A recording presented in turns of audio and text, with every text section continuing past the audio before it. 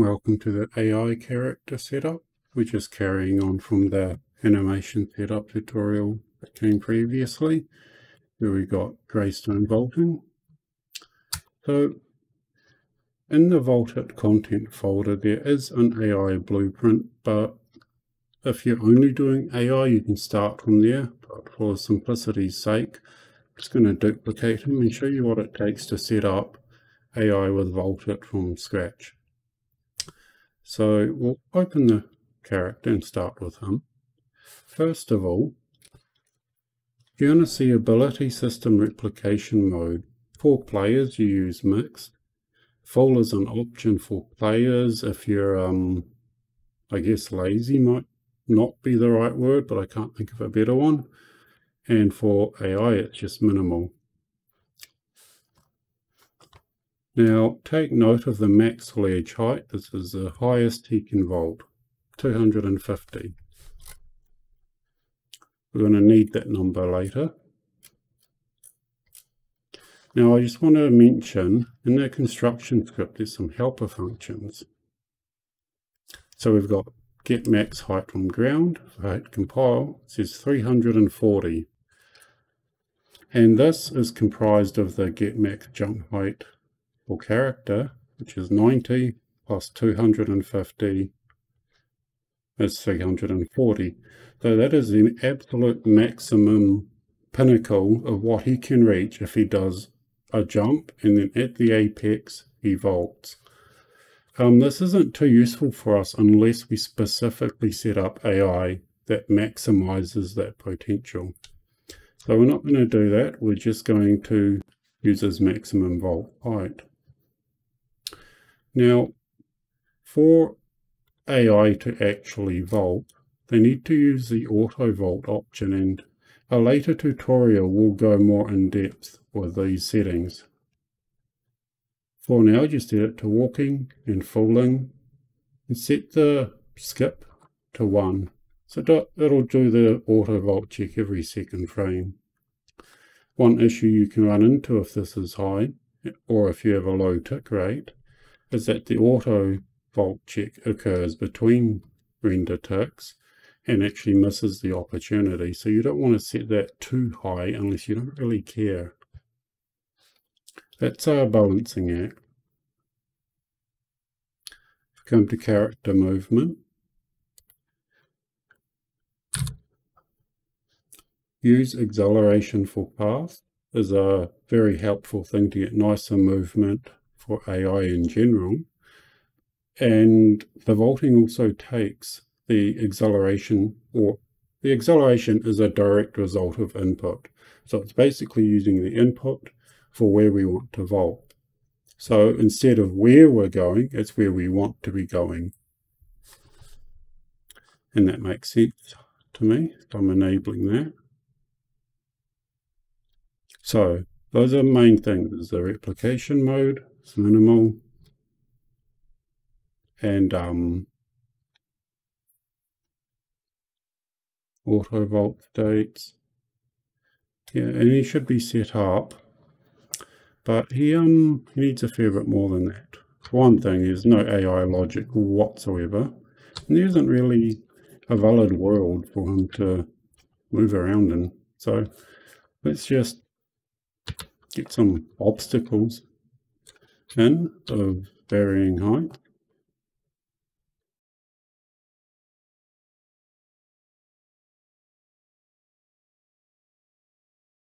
Okay, so now we need a navigation mesh. Our nav mesh bounds volume, place it in the center. Let's just make it envelop the map.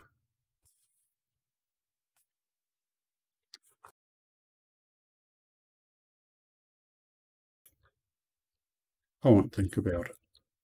So if I hit P, it enables nav mesh drawing. So you can see this nav mesh lets them walk on the ground, but not on top of those obstacles. So let's just make it bigger, in other words. And we'll keep making it a little bigger and raise it up a bit, just in case we decide to, I don't know, make something a bit higher.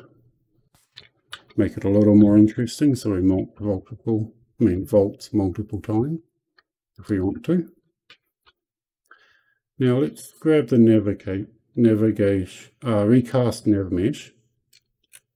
So that number 250, max step height, put it in here. And now you'll see you can step up onto those surfaces. And that max step height is basically his vault height.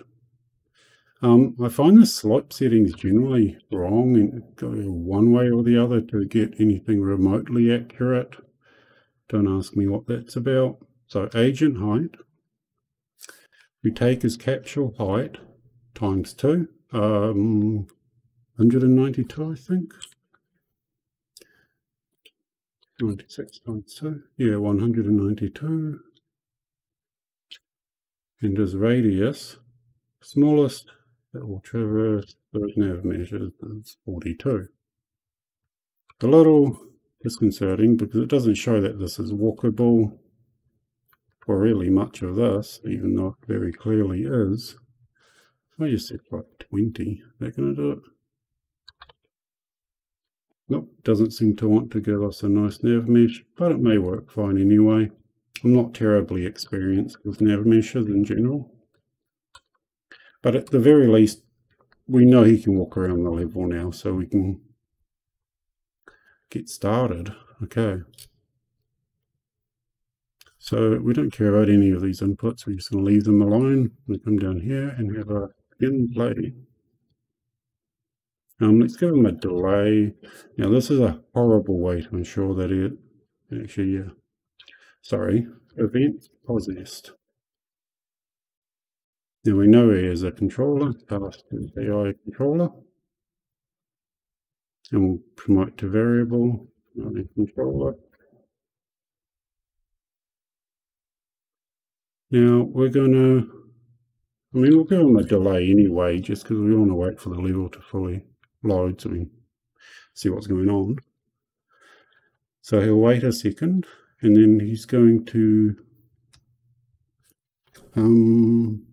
get reachable, is it? Get random reachable point and radius. No, so navigable, random location and navigable radius.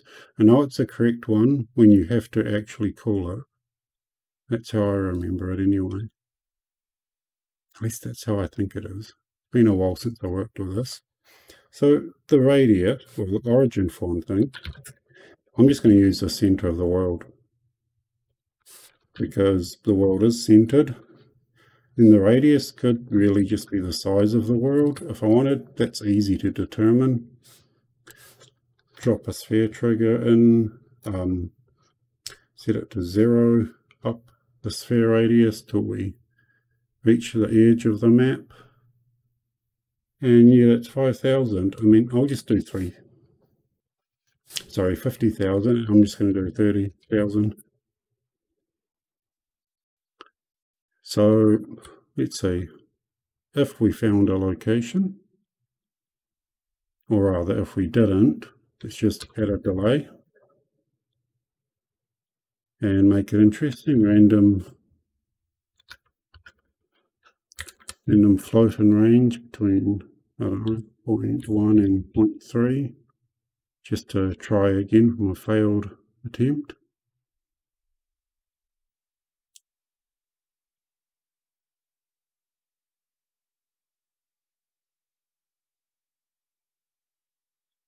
All right.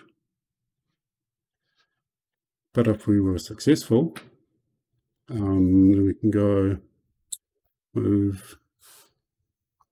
Which one? What was a task? I think that, yeah, this is the one that seems to get the best result for whatever reason. So we've got a goal location here.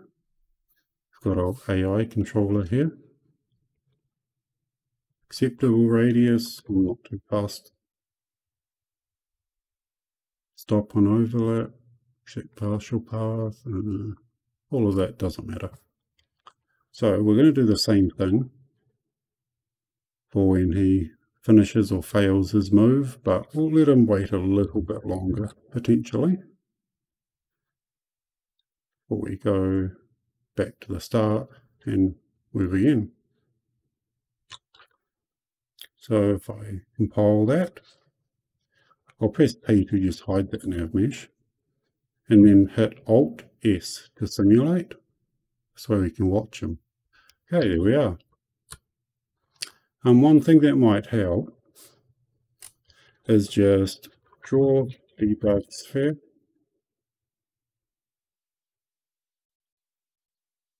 And we'll just go to that same random location.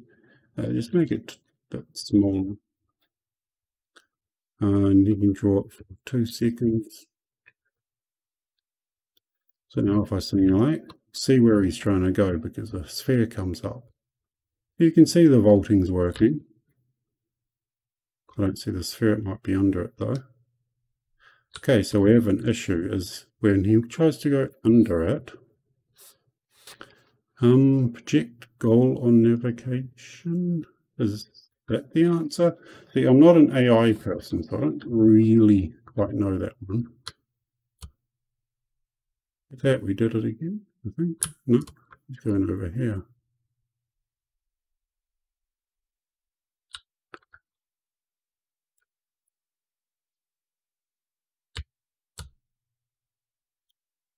Well, that's it for setting up the AI. Your actual behavior would really go in behavior trees, or frankly, it's an archaic system. You really should just build your own AI system if you're at all capable of doing so, and avoid the nightmare that is Unreal Engine's system from, what, the 80s. So the last thing I want to bring up is that you might start feeling terribly limited all of a sudden. Let's say you have little critters that can run up walls, essentially using vaulting, and that is a very good use for it. Actually, I did it with the rats in the showcase demo. I made them go up to 600 centimeters. And then maybe your player AI are capped at 250. Well, just to let you know, you can have multiple nav meshes and multiple nav agents, but that's something for you to look into. I'm not going to teach you about that. I don't know a whole lot about it myself. I've just seen the settings and I've read about it. Okay, thank you for watching.